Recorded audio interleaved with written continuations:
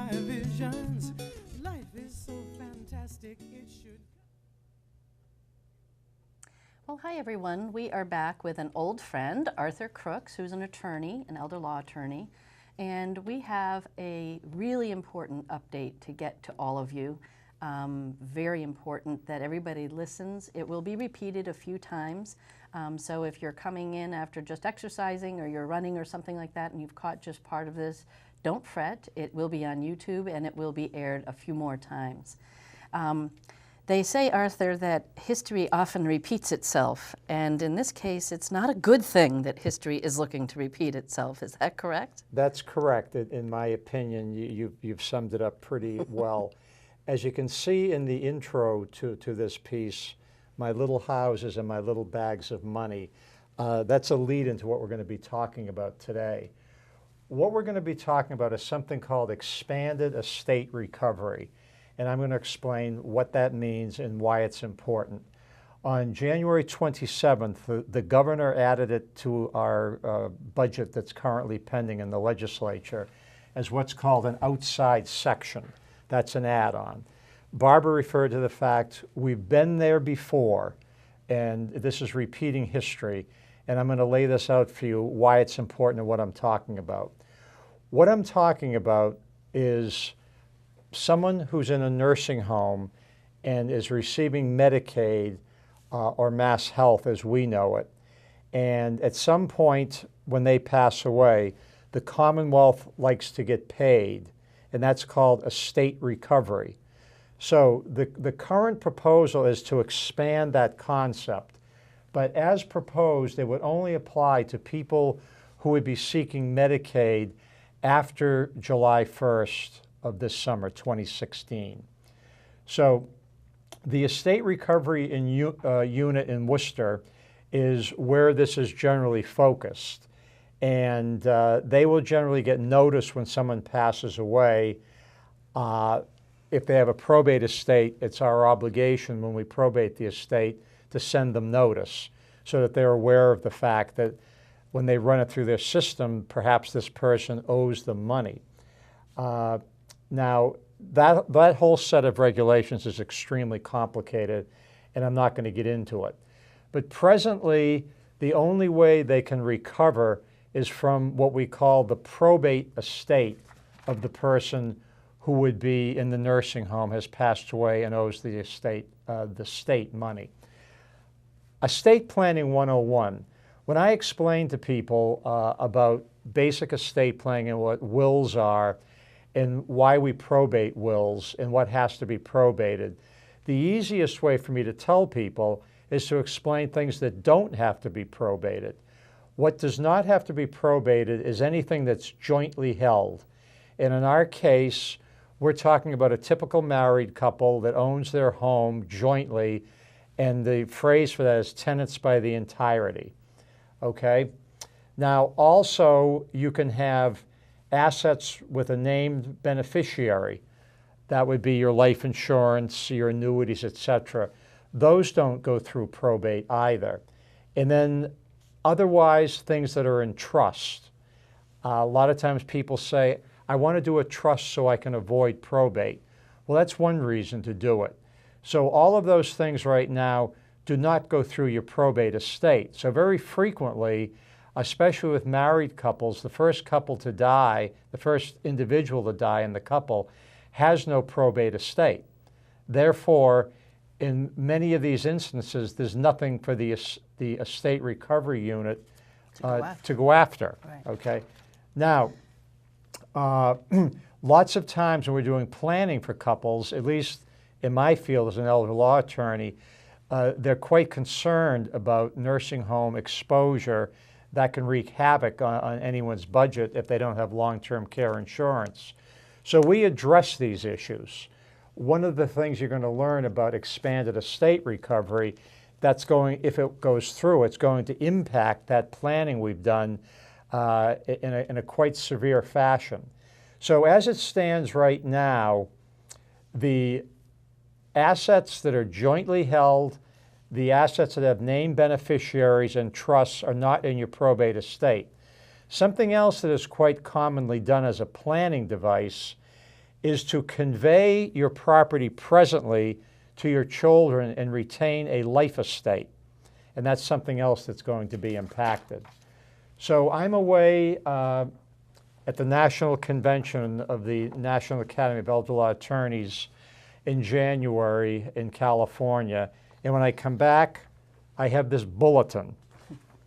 Notice, expanded estate recovery has reared its ugly head again. And again, this is a outside Section 11 to the budget. And it's been done before. Primarily by expanding the estate, they want to go after those things that would be in your non-probate estate.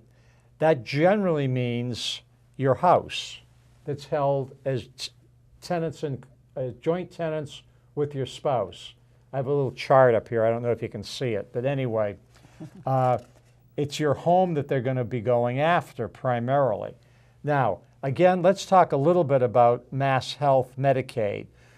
What we're talking about is someone who's going to be in a nursing home and receiving benefits after July 1st of this summer. Now, ordinarily, if you're married and your home is worth less than $800,000 or so dollars, that's not going to be a countable asset. That's not going to be held against you for Mass Health.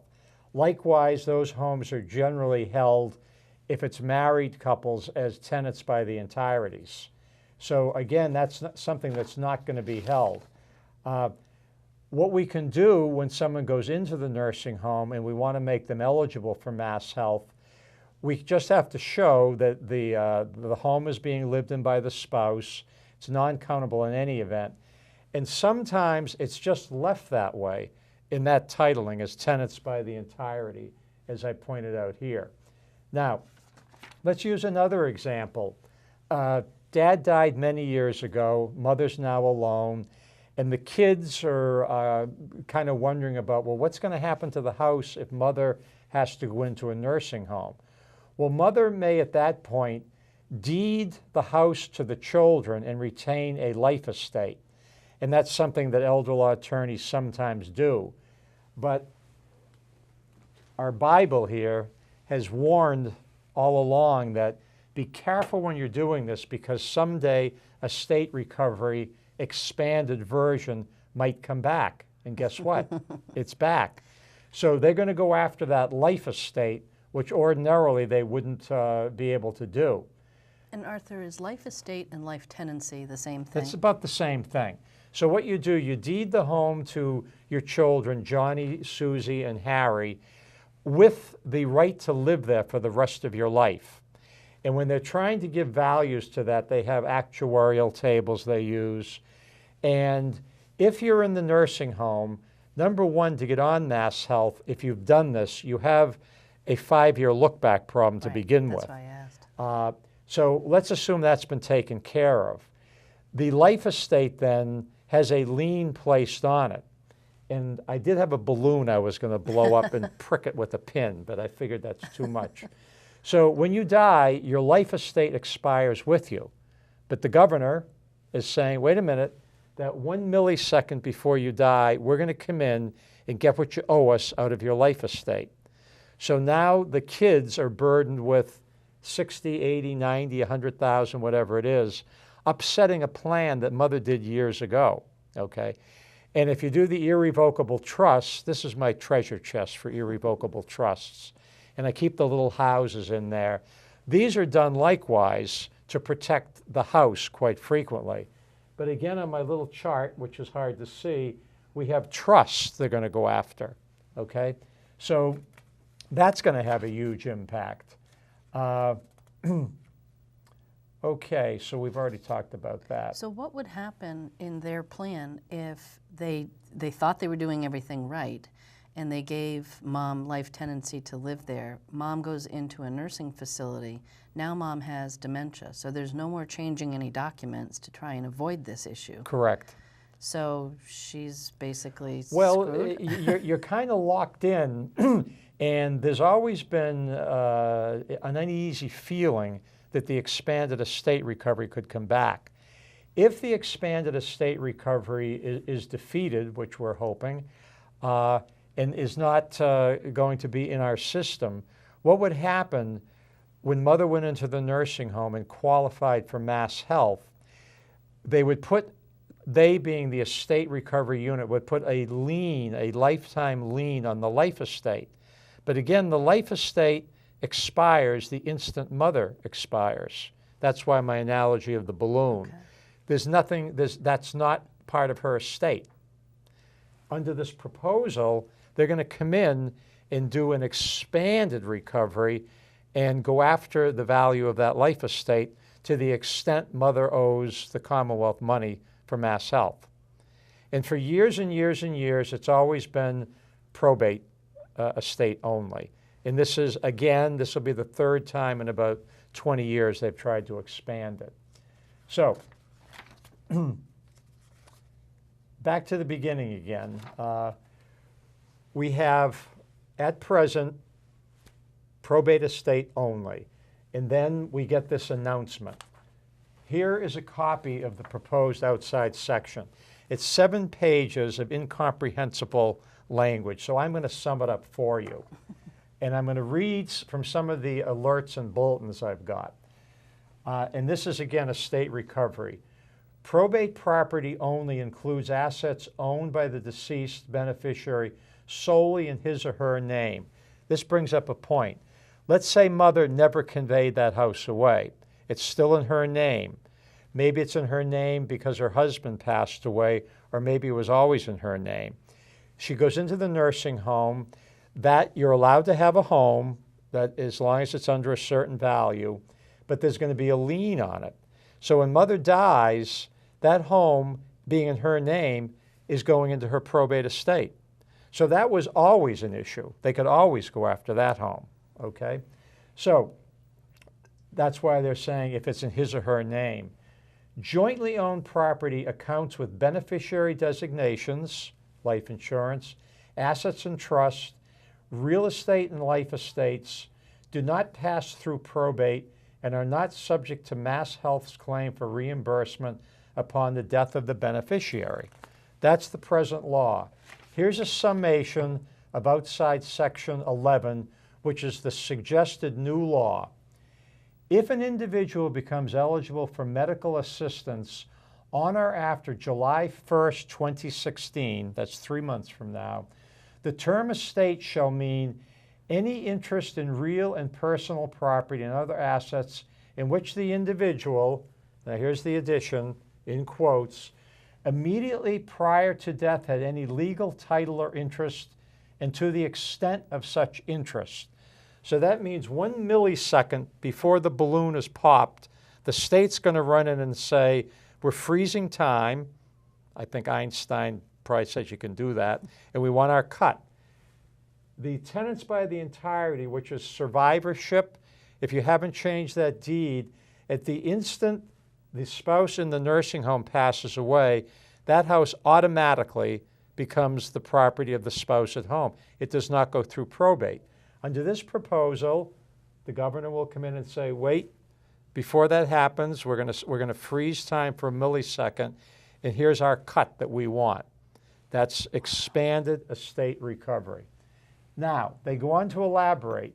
This shall include interest in real and personal property and other assets that would pass to a survivor, heir, or assignee of the decedent. That means that would ordinarily, by action of law, without doing anything, automatically go. And they give the examples. Joint tenancy, tenancy by the entirety, that's joint tenancy between husband and wife. Life estates, living trusts, right of survivorship, beneficiary designation, or other arrangement. So, that's what they want. The price settled for a little of this. Whereas under present law, those are not on the table. Now, they would delay it if the spouse is still living in the home, and there's a few other things. I'm vastly simplifying this. It's kind of complicated.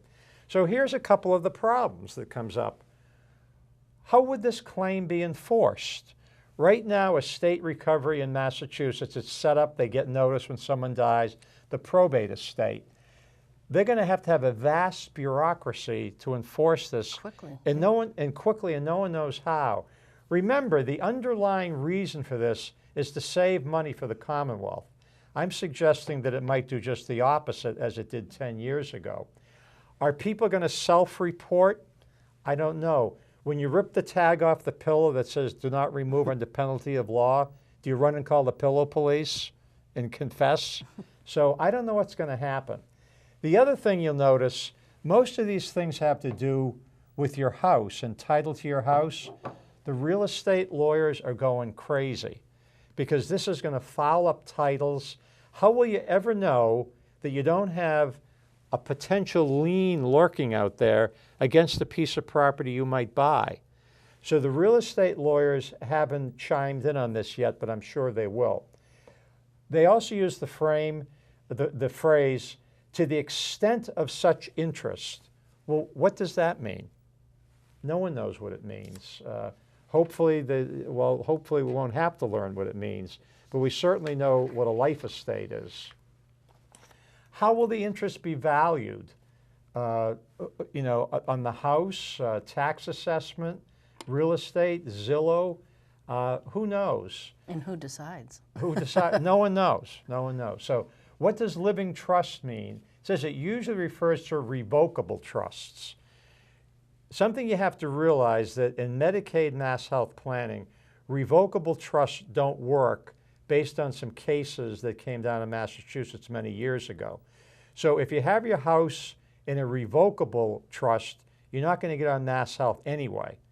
But there may be instances where you may have something in a revocable trust. Does it apply to the irrevocable trust, which a lot of lawyers have been using to protect the home after you get by the 5-year look-back period? We don't know. We don't know. So what I'm going to do right here, this has been tried before. I'm going to go into it. Governor Romney, on July 1st, 2003, this passed. It snuck through somehow, and it passed, and it started going after these life estates and everything.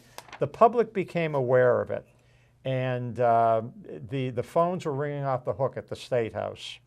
So after some second thoughts, the legislature postponed it, and then with more insight as to what they had passed, with more constituents calling in, it was repealed. But the governor overrode the appeal and it went back in again. And my memory is that it was unanimously, his veto was unanimously overridden. Once the legislators heard from their constituents about what this involved, it was unanimously repealed. That's about 10 years ago. Here we go again. 2 years ago in New York State, they did the same thing. It lasted for about a year, utter chaos, again, repealed. So we've been there, we've tried it before, and now it's being proposed that we try it again. So I don't know. What I'm trying to do here is educate you about this, and hopefully, if you feel strongly about it, you will contact your state rep, your state senator.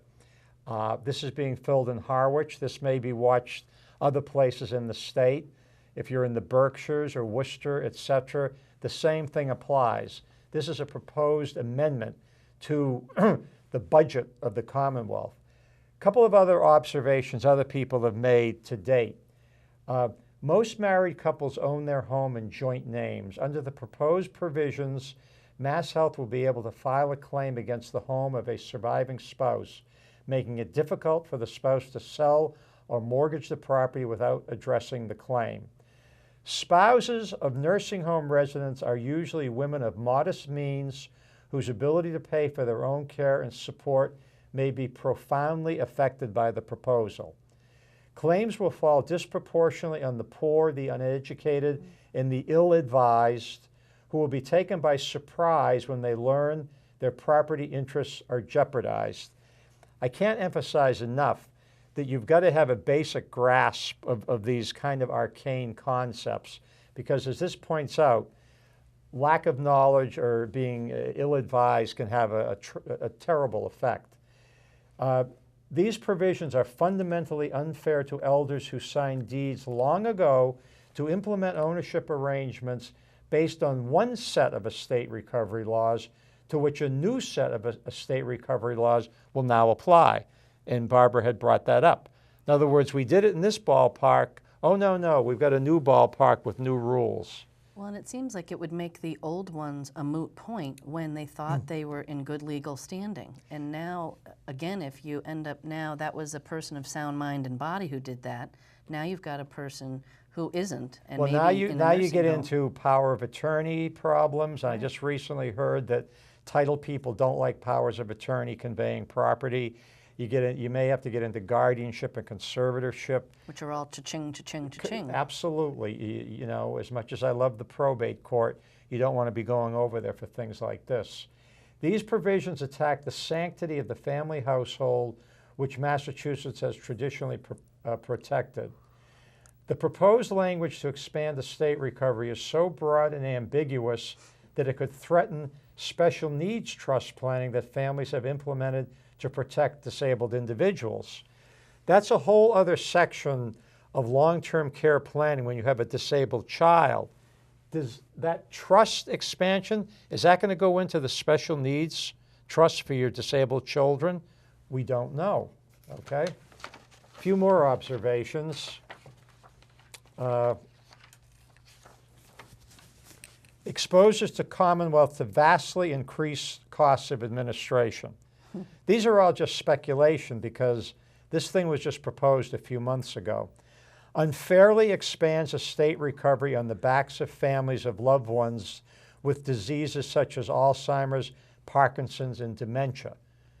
Those are the people who are in nursing homes, people suffering from Alzheimer's, Parkinson's, and dementia, and this is going to come back against planning they've already done.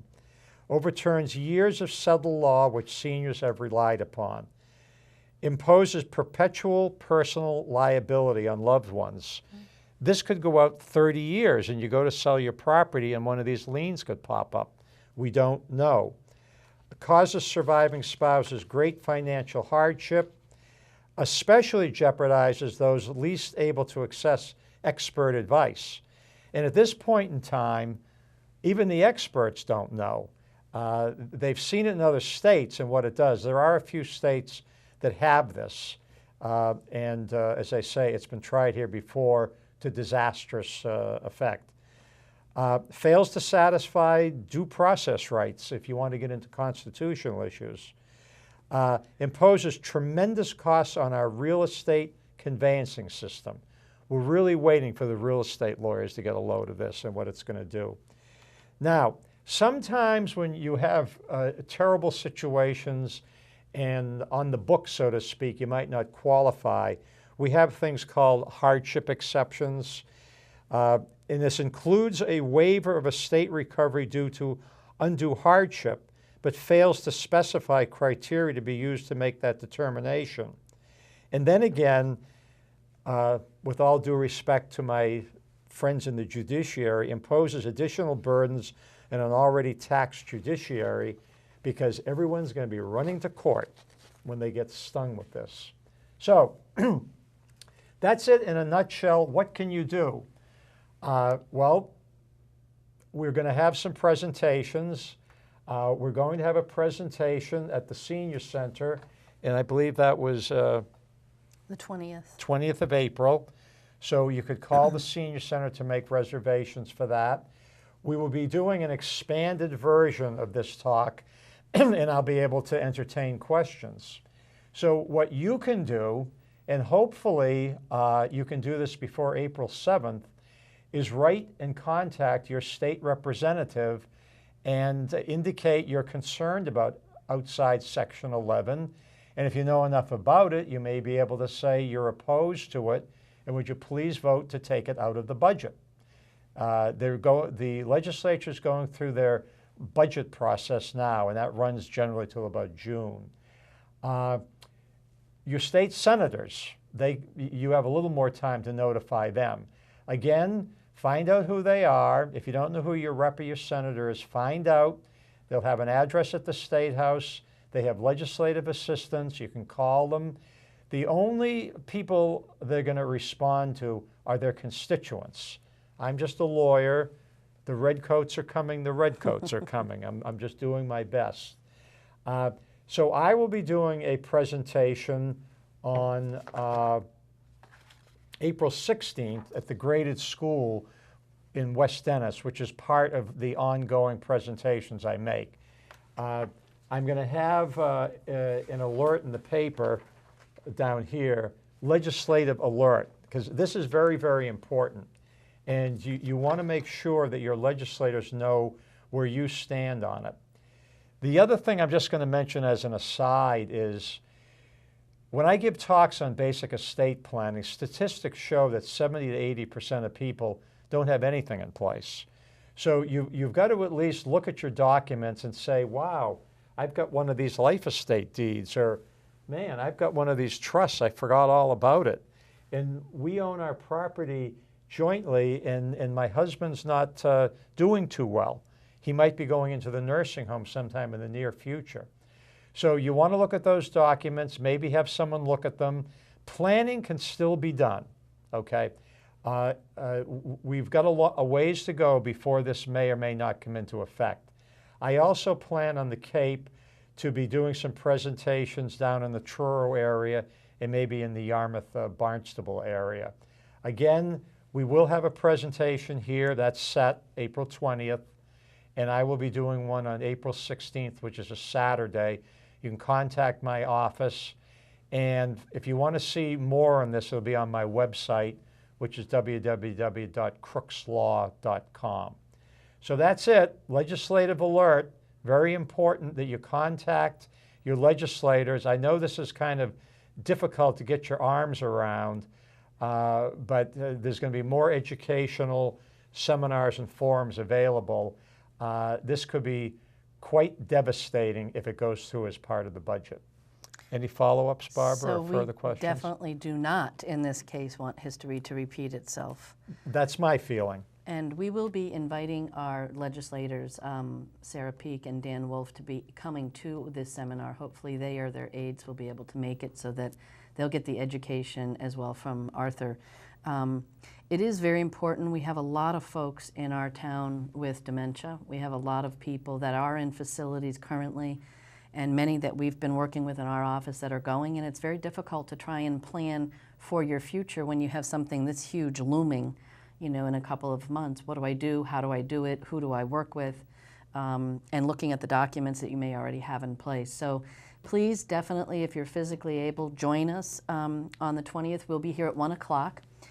So you can come and have your regular lunch at 11:30, which ends about 12:30, and we'll get cleaned up and reset the room in the multi-purpose room. And then Arthur and I will be here at 1 o'clock. So thank you for tuning in, and we look forward to seeing you on the 20th.